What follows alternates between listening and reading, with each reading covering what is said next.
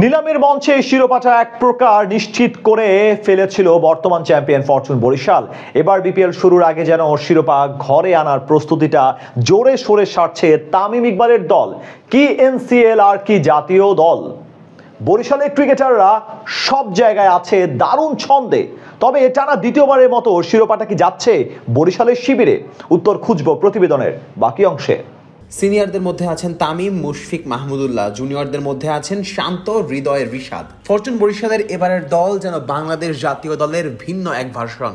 নিলামের মঞ্চে এমন দল গঠন করা বরিশাল বিপিএল শুরুর আগে এবার আছে বেশ ফুরফুরে মেজাজে। বরিশাল দলের সবাই যেন আছেন দারুণ ছন্দে। মিশন শুধু একটাই, জিততে হবে টানা দ্বিতীয় শিরোপা। ফরচুন বরিশালের দলের অধিনায়কের দায়িত্বটা এবারও পড়বে তামিম ইকবালের কাঁধে। প্রায় এক বছর ধরে জাতীয় দলের বাইরে থাকলেও তামিম ঠিকই ব্যাট হাতে ঝড় তুলছেন ঘরোয়া ক্রিকেটে। চলমান ন্যাশনাল ক্রিকেট লিগ টি-20-তে 3 ম্যাচে তামিমের ব্যাট থেকে এসেছে 99 রান, অ্যাভারেজ 49.5। সিলেটের সাথে ম্যাচে করেছেন 33 বলে 65 রান। তামিমের এমন পারফরমেন্স আশা জাগাচ্ছে বরিশালের সমর্থকদের মনে। এদিকে ফরচুন বরিশাল সবচেয়ে বেশি স্বস্তি পেয়েছে নাজমুল হোসেন শান্তর ফর্মে ফেরাতে। 2024 সালটা ব্যাট হাতে ভালো যায়নি শান্তর। তার উপর আবার বছরের শেষ দিকে এসে ইনজুরি বাধায় ছিটকে যান দল থেকে। সব মিলিয়ে শান্তকে নিয়েই সবচেয়ে বেশি চিন্তা ছিল বরিশাল শিবিরে। তবে সেই চিন্তা থেকে এখন অনেকটাই পরিত্রাণ পেয়েছে চ্যাম্পিয়ন এই দলটি। কেননা এনসিএল টি-20-তে প্রথম ম্যাচে খেলতে নেমেই ব্যাট হাতে তাণ্ডব চালিয়েছেন শান্ত। রাজশাহীর হয়ে খেলতে নেমে শান্ত ব্যাট করেছেন প্রায় 150 স্ট্রাইক রেটে।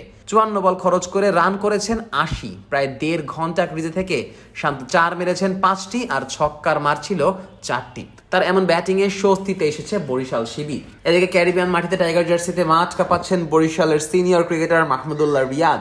ওডিআই ফরম্যাটে 3 ম্যাচ খেলা রিয়াদ যেন প্রতিদিনই আগের দিন থেকে ছাপিয়ে গেছেন। 3 ম্যাচে রিয়াদ রান করেছেন 196 আর এভারেজ শুনলে তো চোখ কপালে উঠতে বাধ্য হবে। মাত্র একবার আউট হওয়া রিয়াদের এভারেজ 196।